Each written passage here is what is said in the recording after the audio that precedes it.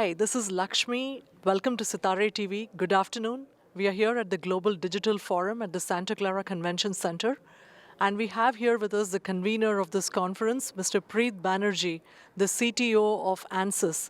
Welcome, Mr. Banerjee. Thank you, Lakshmi. How has your experience been convening such a conference? It must have been a lot of stress, a lot of rewards. It's been very, very exciting. I have, over my career, have attended many, many conferences around the world. I've given keynote talks at many IoT conferences, AI conferences, and so on. The vision was to bring together people from 4 horizontal technologies: IoT, AI, machine learning, cloud, and cybersecurity, but applying these technologies on 8 verticals such as healthcare, financial services, and so on. And the idea was not to just talk about technology for the sake of technology, but how the technologies apply to different markets. So creating this program has been, this kind of a conference has not been done before, but it was a really challenging thing, very exciting. We worked on this for more than 2 years. So this is a culmination of the collective work of a lot of people, the organizing committee, the program committee, the speakers, and so on. We have an outstanding set of speakers in this panel, in this conference. Everybody has said, wow, this is the highest quality. I've been attending the sessions, really high quality. So I feel very excited to be able to have put together the first conference of this type, and looking forward to many, many more in the future. And I have with me Edie Leeyonggo. Hello. He is the managing director of Accenture. That's right. I'm also the chief scientist of Accenture Labs. Yes. So we had a fascinating opening keynote on artificial intelligence and the challenges and trends in it. So he specifically spoke on supply chain management and the impact it has. And of course, you touched upon the Stanford deep dive paleobiology project, which was also very interesting. So you talked about the challenges like upskilling.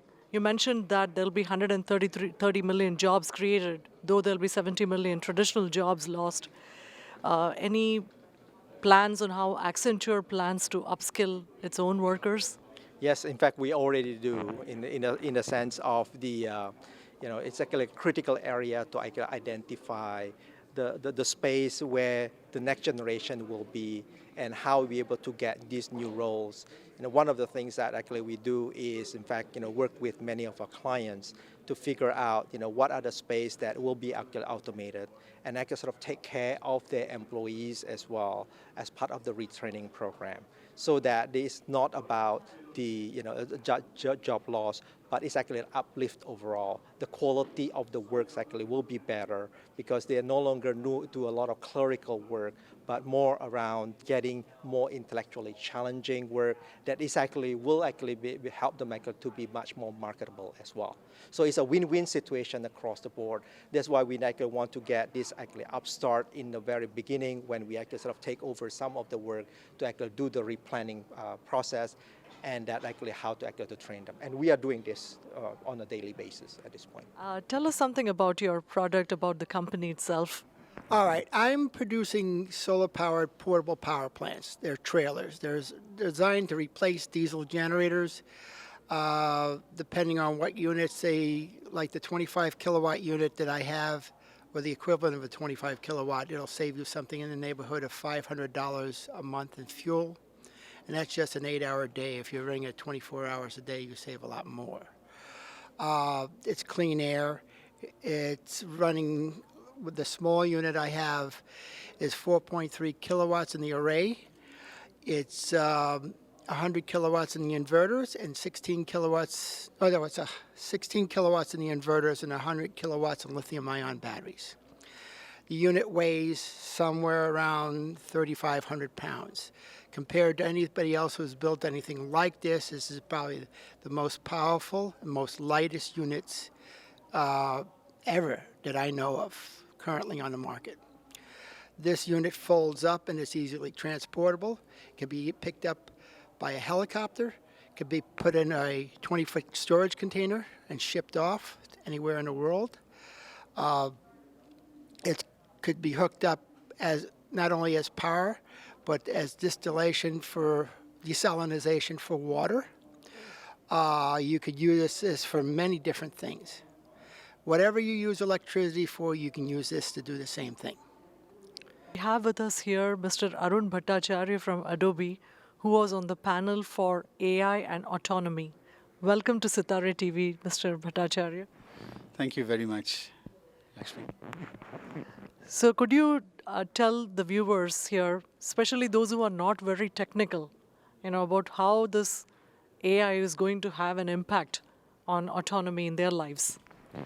Absolutely. So we had a very good panel discussion today with some luminaries, some very seasoned and intellectual folks from the likes of Google and Amazon, a robotics company from San Diego. And we talked about the impact of AI and where it's going and all about the machine learning models and things like that and how it's going to have an impact on the overall, day-to-day lives as we come to know of it. Like we see today, Waymo is a part of Google and, you see these self-driving cars roaming around, all the while in Mountain View and Palo Alto and so on and so forth. So there was a good discussion on how some of the data that is created, the trillions and trillions of data that is created from these cars and the sensors, on the amount of intelligence that is built into these cars, into driving some sort of autonomous vehicles, which is a direct extension of actually AI that brings in context into the notion of regular driving, right? Which probably can, lead to benefits such as safety, depending on how much data you're collecting and so on and so forth. Because as we all know, human beings, when we get tired and things like that, we are all prone to errors. So we talked about that. We talked about the notion of autonomous vehicles and autonomous mobile, vehicles in which, you can actually apply robots and apply AI into contextual activities that robots can perform hand-to-hand with human beings for better outcomes. A data scientist, Mr. Daniel Blackburn of Globant. Welcome, Daniel, to Sitare TV. Hi, thanks for having me. So tell us something more about, say, a day in the life of a data scientist to people who are curious about this field. That's a great question. I can hold it. So it's a tough question because data science is a very new field, right? If you work in a grocery store, you know that you go to work and you do a thing. Data science, you need to figure out what it is. You have to manage yourself to figure out what it is that you can do to provide value to your organization. Data typically is a messy thing that comes in through a bunch of automated processes in your organization, and it comes in to make a big pile of data that is a mess. So our job first and foremost is a data custodian. We get everything nice and tidy so that you're not dealing with garbage. But ultimately that data by itself is not valuable, so we have to extract insights, as we say. So make sense of this data. How do people click through websites? How do people in the case of what I talked about, agriculture, how do you take data of farm sensors as you're planting seeds and ultimately as you're collecting crops and use that to inform how to grow crops next year? So the big picture should be giving people, human beings, the next action that they should take to provide value to themselves if they're self-employed or to their organization so that they can improve their lives and the lives of people around them. Today has featured a lot of interesting panels on blockchain, AI, autonomy, the media and entertainment, etc. And the organizer of this conference is Iconix. And we have here with us Mr. Abhimanyu Singh, who is the founder and CEO of this company that is hosting this event. Mr. Abhimanyu Singh, welcome to Sitare TV. Thank you. Thank you. So how has your experience been so far? Well, it is a good experience. We are here for the first time.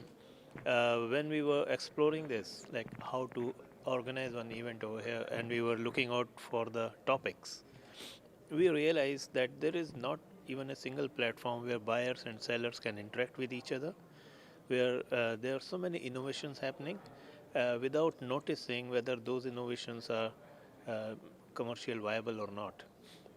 So if you see the tagline of Global Digital Forum, it is the making business sense of innovation. So it is like so many innovations are happening, but are they viable? Just to give you an example, when we were studying our management, So there was a case study. There's a file cover, and the person made that was for $30, and generally it was just for $1. It was 30 times costlier. He said, you keep the paper into that file cover, the paper will never get destroyed. He even showed everybody that even if you throw it from the 10th floor and the car goes off the file cover, the papers are safe. So such a good invention. But everybody thought, who is going to throw the file cover from the 10th floor? Right. Innovation wise, it is very nice. But if those kind of innovations are required or not, if you go to the rooms today and you hear what kind of innovations are coming and the way people are asking questions, they are so relevant over here. It is very, very good interaction. Though gathering is small, I agree, many people are complaining. And this is our first time, so we cannot help much. But the kind of interaction people are having, they were not expecting this much. Generally, people listen and then they go. Smaller groups, they talk to each other a lot. That's happening. We are here with Mr. Khan from Amazon. Welcome, Mr. Kant, and welcome to Sitare TV. Thank you. Thank you, Lakshmi. So you were one of the speakers on the panel for cloud, I believe. Yeah, I was speaker on panel on AI, artificial intelligence. So what are the recent trends in AI do you think that people should take note of specifically? So mostly we discussed about the deep learning, but much more broader thing that how deep learning models get implemented in the robotics and how they are different in a driverless cars. That's one part of it, and then we discuss a lot about the whole autonomous AI, how the AI itself can be autonomous and how it can be useful into the enterprise market. We also discuss some of the aspect related to the recent trends, like say labeling technology, some of the algorithms. So it was much more interesting discussions. So as a senior executive, you are from Amazon. Yeah. So could you tell us more about your role in the company? So Amazon has world's largest item catalog. So all the items that get or the product that gets sold, right? Amazon has that. So my responsibility is the catalog data works. So make sure that we have the high quality, fresh, compliant data available to the our downstream and upstream customers.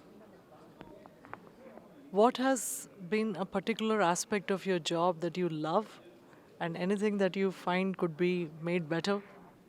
So Amazon is a very amazing company. It has the largest data sets. The peta scale of data that we process daily. It's a huge, complex data forms are there. So a lot of opportunities to apply a lot of algorithms and automation. So that makes it very exciting. Any aspect that you find very challenging right now? So it's just a growth of the data, the complexity of the insights that itself is always learning and tackling that problem. Any advice you would give to students right now, graduating students?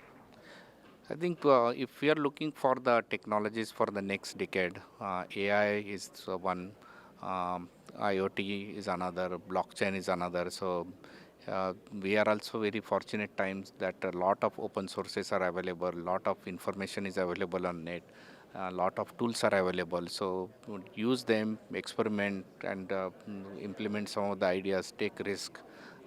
That's what I would say. Thank you very much, Mr. Khandirao. It was Thank you. a pleasure talking to you. Same here.